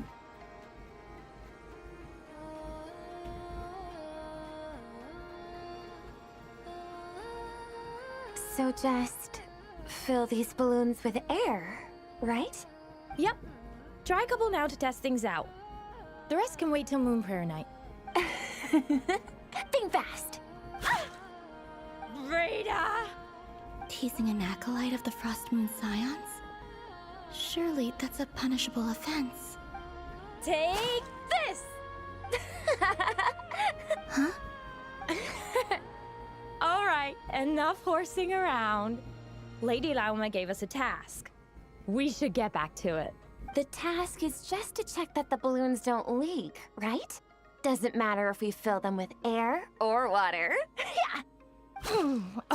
Okay, you got me there. And you got me there. But still, we can't use all the balloons before the festival even starts. We won't use all of them. And as long as Lady Lauma's trusted acolyte doesn't snitch, this can stay as a little secret between friends. A couple more can't do any harm, right? Oh, you menace. Then, think fast! Water balloon fight. Is pumping a balloon full of water really so much fun?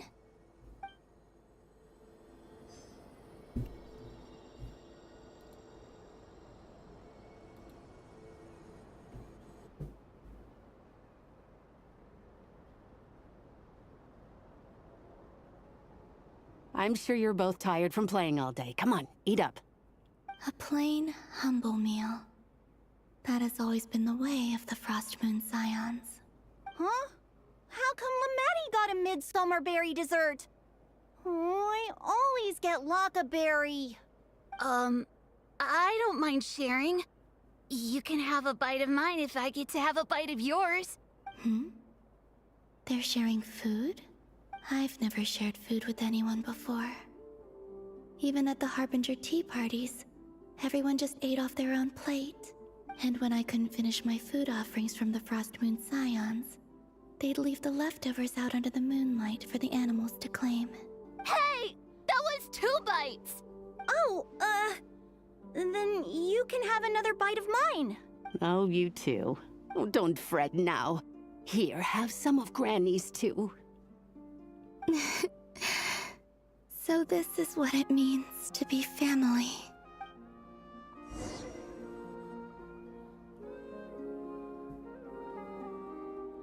I need to sleep for now. I need to sleep now for sure. Enjoy the story and have a good day night, everyone. So Thank much you. That I'd never usually get to see. Have a good night, I'd Eva. never act like this when I was around. Thanks for hanging out. It's nice being able to just watch people in peace in these final moments. What a rare opportunity. I think I'll go take a look around Nasha Town too. Maybe the Traveler will be there.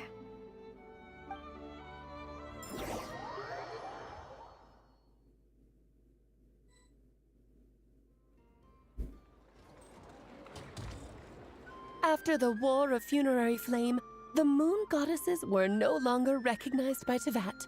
They lost the whole foundation for their existence. That's why the Moon Goddesses' strength is fading. She cannot withstand the world's rejection of her. It's just like what Columbina said, the world itself is rejecting her. To be more pedantic about it, the moon goddesses did something to offend the heavenly principles, and that's why they were ousted. Something of a recurring theme in Tevat's history. Theoretically, speaking so candidly should put me in their crosshairs too, but they can't tell me what to do. I'll say whatever I want. Anywho, the Moon Marrow energies were but a drop in the bucket for her, and that battle against the Ray Hair of Solnari only weakened her further.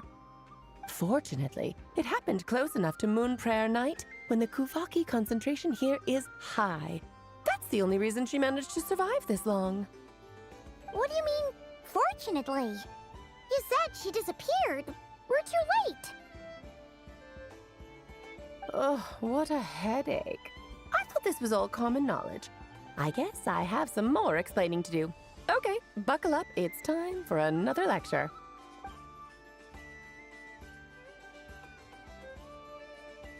Now, I said earlier that the moon goddesses lost the foundation for their existence. The reason for that has to do with the natural order.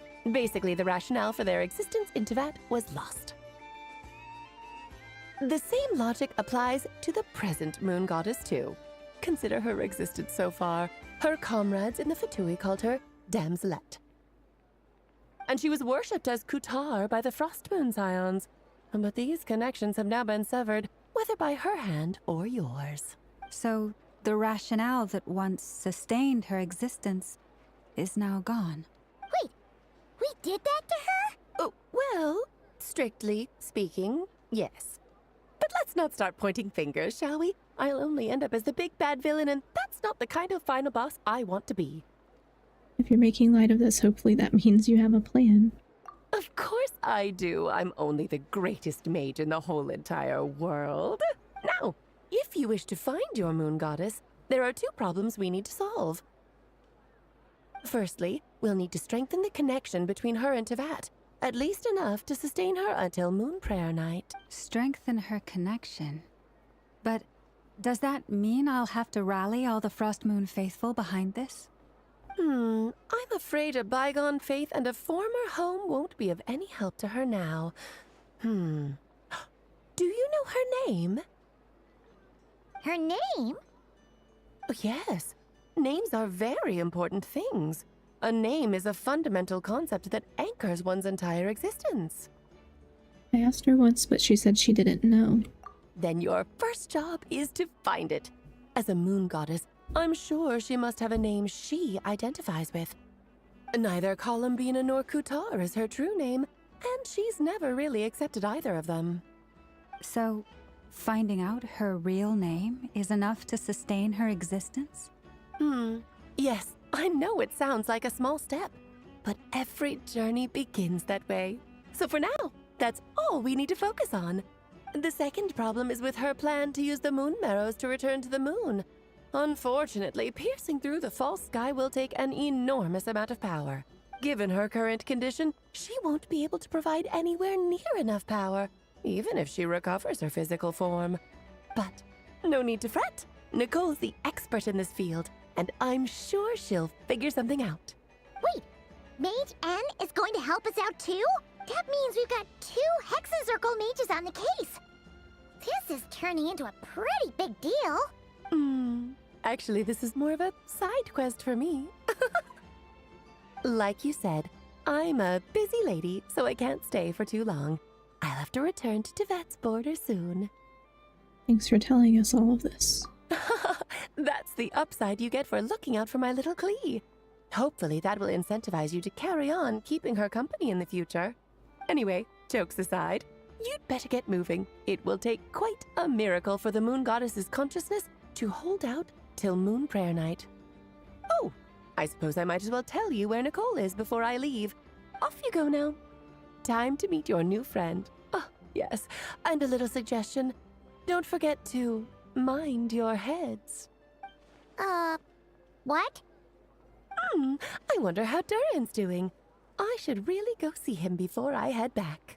You really are super busy. I most certainly am.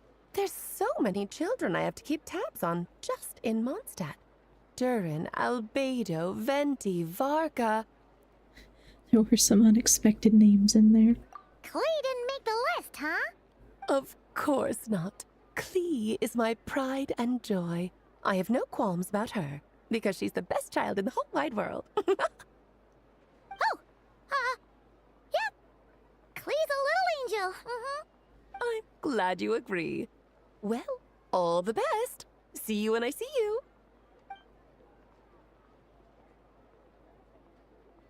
No. She left in a hurry. Yeah. She didn't pack up her stall. Should we handle it for her? I doubt that's necessary. A mage of her abilities doesn't need our help. I must say, I'm now very curious about her daughter. Clee, wasn't it? What's she like? That's a long story. Come on, we'll fill you in as we go.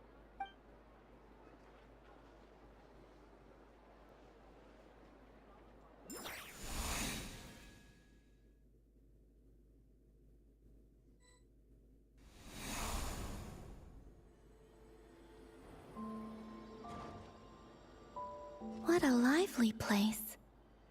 I've never experienced Nasha Town like this before. Hey, you old geezer! Your hammer's rusted through! Who are you calling old geezer? Are they quarreling? I'm looking right at him! You've really gone downhill since giving your daughter free reign in the workshop. Can you even swing a hammer anymore? It shouldn't take you days just to fix a single chair. You might as well use that hammer to massage my back for all the good it's doing. Don't run your mouth, or you'll get a back massage that'll put you in bed for the rest of your life. Look, the materials haven't arrived yet, all right? You know how busy it gets in the days before Moon Prayer Night. I'll bet you send all the materials to your little princess. Blood's always thicker than water, huh? Like, so unnecessarily aggressive. Also, everybody, like, misuses that phrase anyway, because it's like they use it in the opposite sense. All right, you've made your point, Uncle Koski. As soon as the materials arrive, fixing your chair will be the #1 priority. And Dad, if you've got time to chat, why don't you lend me a hand, See? Lolka knows what the score is. I guess they're friends. But the way they spoke to each other was so ugly. Then again, it wouldn't be the first time I've seen something like this. Columbina! Sing outside my door in the middle of the night one more time, and I'll unscrew your vocal cords. You hear me? Oh, Sandrone. So that was her way of trying to be friends with me. What a pity. I won't get the chance to say any ugly things in reply. I'm not sure that's why she says it.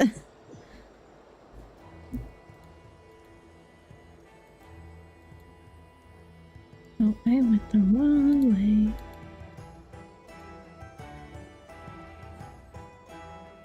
Hey, have you decided what to give her for Moon Prayer Night?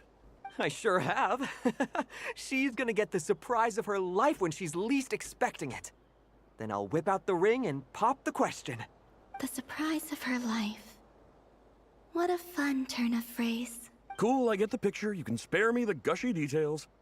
Ooh, looks like we have a customer. Hello there, ma'am. Would you like some Moon Prayer Night candy? Huh? Is he talking to me? Can he see me? Here you go. Oh. Come back anytime. Right. Now, where were we? I don't know why, but I still held out hope.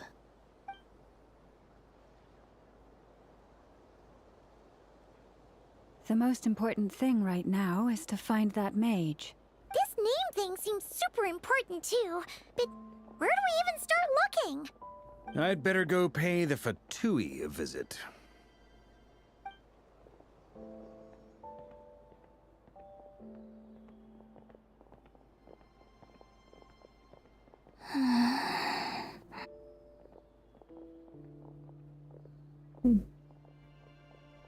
I would kind of expect that maybe he would sense her because they're both like moon. Or he has that fragment of the moon marrow. Oh, did he sense her? I was right.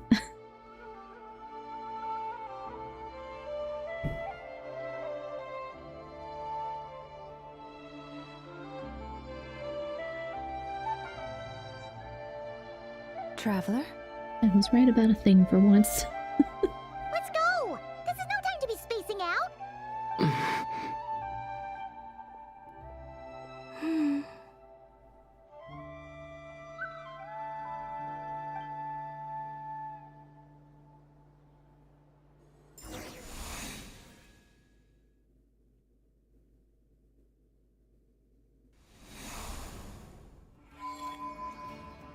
Look for Mage Nicole. Okay.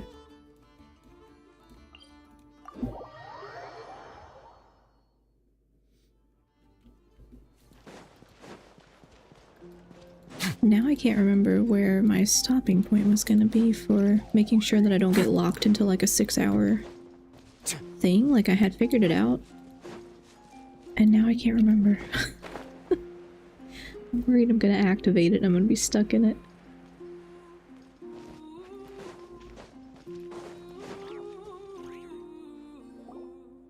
Where are they going? They mentioned a mage and... a name? So, Mr. Varka, are you acquainted with this Nicole? Or should I call her Mage N? Ah, not really. We've never met, though she has come up in conversation. From what I've gathered, Alice kinda took Nicole under her wing. Taught her how to speak in a more ladylike fashion, that kind of thing. Huh. Hard to imagine Alice as an etiquette coach. Yeah, Alice is a larger-than-life personality, I'll give you that. But then again, that's why she's able to draw such an eclectic mix of people into her inner circle. If I remember correctly, being an interesting person is actually one of her main entry requirements. So, if you ever wanted to join the Hexen Circle, I'm sure you'd both be eligible to apply. Hey! Don't go around making promises on Alice's behalf! I wouldn't dare. I'm just trying to paint a picture of the Hexen Circle for you. Okay, sure. Anyway, since none of us have ever met Nicole, how are we supposed to find her? We can't just go up to every woman in sight and ask, hey, are you Nicole? Maybe something she's wearing will give it away? Like, a windbloom pinned to her chest or something. No. Wait a minute. Alice never said Nicole was from Mondstadt. Oh, true. What about a tea set? I recall that each mage has their own cup. That would be... this young lady, then?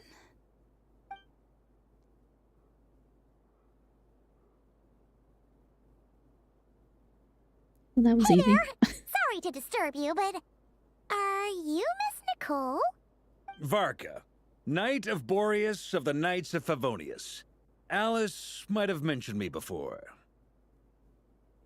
Have we got the wrong person? Sorry. Well, this is awkward.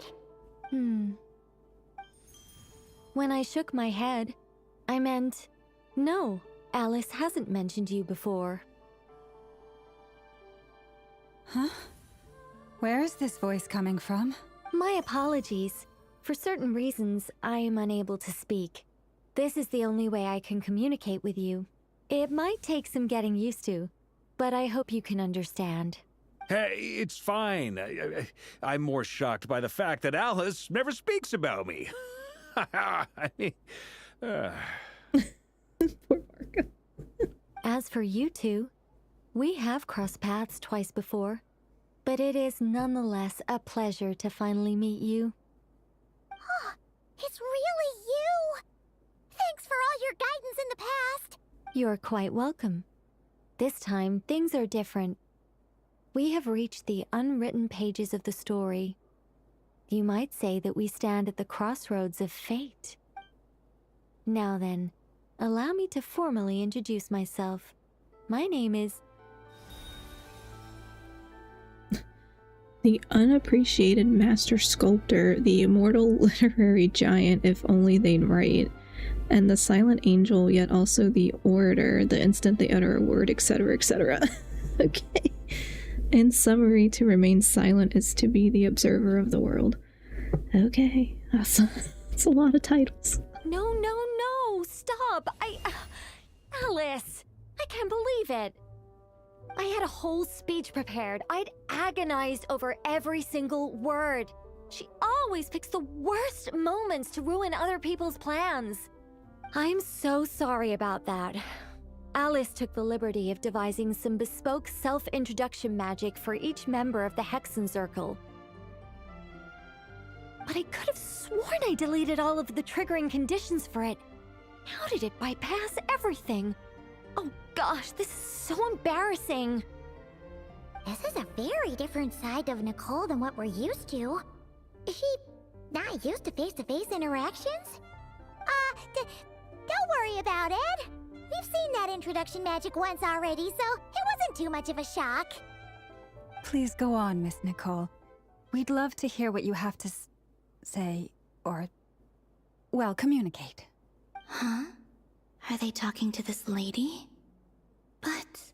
Will you all promise to forget that horrendously embarrassing introduction? Sorry? Embarrassing?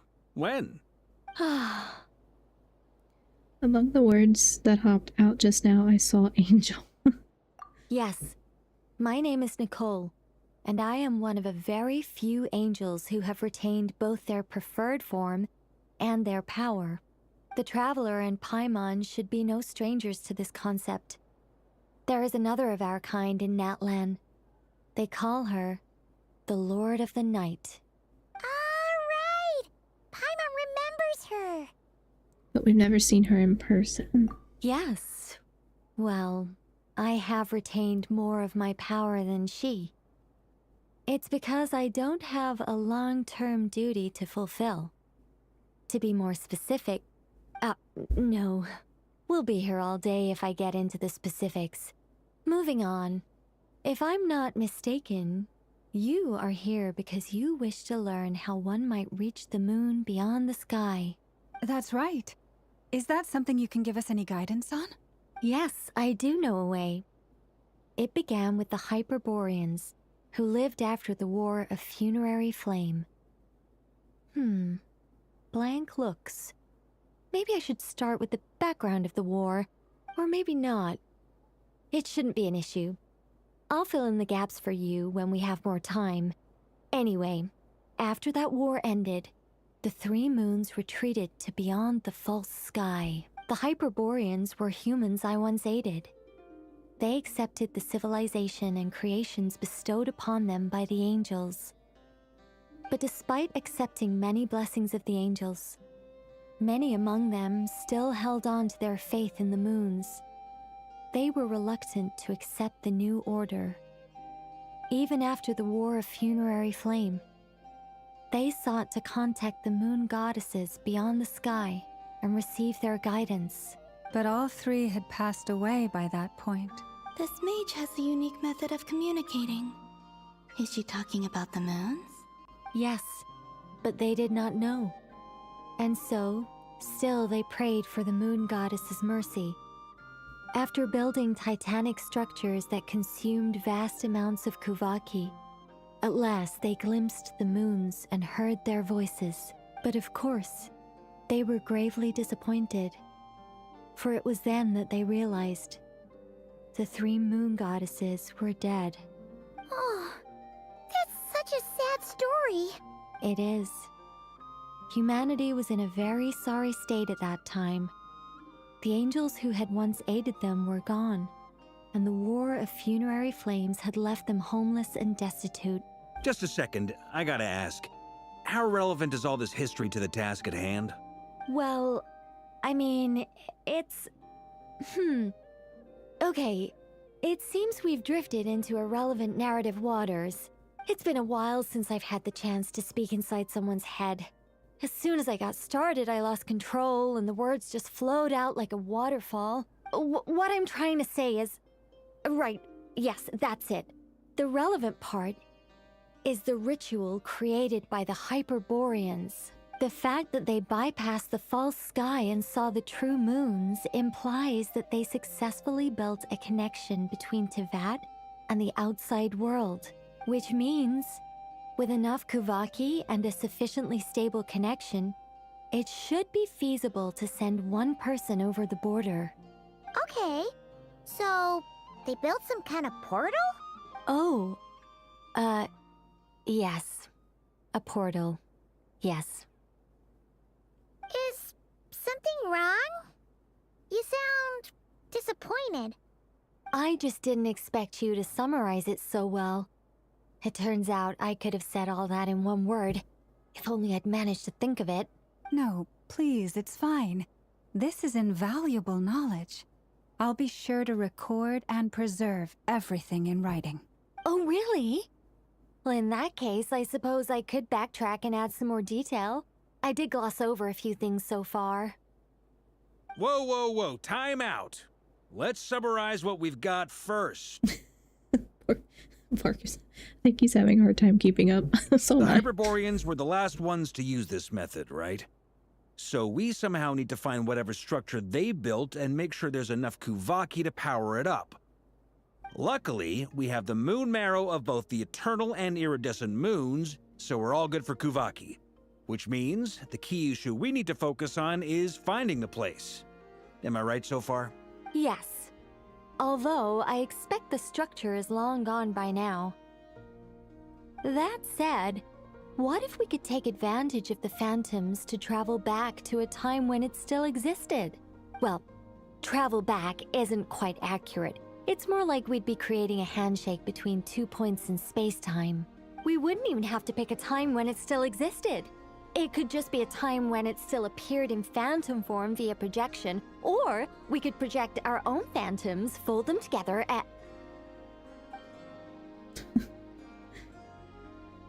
You look lost. Was that too hard to follow? Yeah, things got a little, technical there. Paimon's brain is reaching capacity. It's okay, Paimon, me too. Alright. Let me think about how to put this more simply. Okay, got it. Over the next few days, I'll search for phantoms that we can use. Once I find one that meets the criteria, I'll let you know and we'll regroup. By completing certain rituals, specific individuals will be able to enter the phantom and make it to the Hyperborean structure. If everything checks out, and it looks feasible, we'll just need to wait for Moon Prayer Night, and we can send the Moon Goddess back home. I'm really skimping on the detail here. Is this making any sense at all? I think so. For now, we'll just wait to hear from you. Yes? Basically, yes. Great. Counting on you. In the meantime, we'll focus on finding the Moon Goddess's name. My name? Are they looking for a way to stop me from disappearing? Excuse me, Miss... Go on, Miss Nicole. This conversation was a little all over the place. I didn't catch your name. I am Lauma, of the Frost Moon Scions. Ah, I did wonder. I noticed that you listened very intently when I spoke about Hyperborea and the moon's history. If you'd be interested, I'd love to visit you this evening and go through it again in greater detail. Also, if you were serious about making a record, it would be too risky to simply write down the raw details as is. I would suggest some tweaks. Maybe rewrite the stories as fairy tales or fables, perhaps even prayers. Anyway, we can cross that bridge when we come to it. So, see you later then? Oh, and no need to prepare anything. Just a cup of tea will do. See ya! She seems friendly. It's just... It's so nice to find someone who's actually willing to listen. I've been dying for a chance to finally go through all this systematically from start to finish. Any longer and I'd probably start forgetting it. Now Paimon gets why Alice told us to mind our heads. Yep. What did I tell you? A lot of quirky people in Alice's orbit. Now then, the next order of business is, where do we start looking for the moon goddess's name? Maybe the rest of what Nicole has to say might give us some clues. Once I've heard her out, I'll summarize the salient points and share them with you all. I'm also inclined to review our other documents. Yes, our faith was first established by our Hyperborean ancestors, but many of the more factually accurate records are from after Kuthar's birth. I have a hunch that the Fatui might know something too. Sounds like we're gonna follow Columbina's journey through Devat, huh? In that case, we'll start by heading to the Frostmoon Enclave. Sounds like a plan. Take this with you. I'll see about getting in touch with the Fatui. It'll probably just be Arlecchino and Sandroni again. They're the only ones who would want to help. Thank you, Mr. Varka. Don't mention it. Honestly, I'm more comfortable dealing with the Fatui than prying into the details of a young lady's childhood. Catch you later. I should follow them, just in case there's some way that I can help. Okay. Alright, I think that's the stopping point for today because otherwise I think I'm going to get locked into something that goes for a really long time. Word of advice, so, oh yes, don't break the you're law. going to talk. Yes. Trying to talk, Risley. Okay. But yeah, I think that was the stopping point because I had timed it out so that it would take 2 to 3 streams to get through. So yeah, I think that's a good stopping point so I don't get locked in. It's already kind of late, so I should go. But yeah, I will attempt Saturday, but it would be early, so I'm not sure that that's going to work out. But if I can get on stream before my friend arrives from out of town, then I will do it Saturday. Yeah, and I'll either do this or I'll play some more Where Winds Meet because I do want to play more of that. I do like it. I just feel like I have to think too much. So we'll see if I can get a bunch of stuff done tomorrow to get the house ready and everything. Then I'll have time on Saturday to stream. If not, then it'll probably be Monday. I will put the schedule on YouTube and Twitch so we know. But yeah, anyway, thanks so much for hanging out. I know these are like story heavy. So it's mostly them talking, but thank you so much for hanging out. And I will be back shortly, a couple days hopefully. Have a good night or a good day, whatever time. Aoife, I thought you went to bed. I thought you went to bed a while ago. Anyway, you take care too. Have a good night. Or others watching, good day, whatever time zone, good time zone.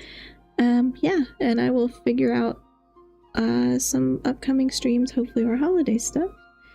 Bye, Scion. I should have. Oops. Now you just sound like me. Because I did that. Well, I do that most nights where I'm like, okay, it's 1 o'clock. I should go to bed. I should stop this and go to bed. And the next thing I know, it's like 4. Yeah. But I have insomnia. So, yeah. Okay, anyway, thanks so much for hanging out. I'll be back in a couple days. Have a good night. Yeah. And this is also me reminding myself to update my stupid ending screens because here we go with the Halloween one. You're gonna get the Halloween one again. I need a Christmas one. But yeah, bye everyone. Thanks for hanging out.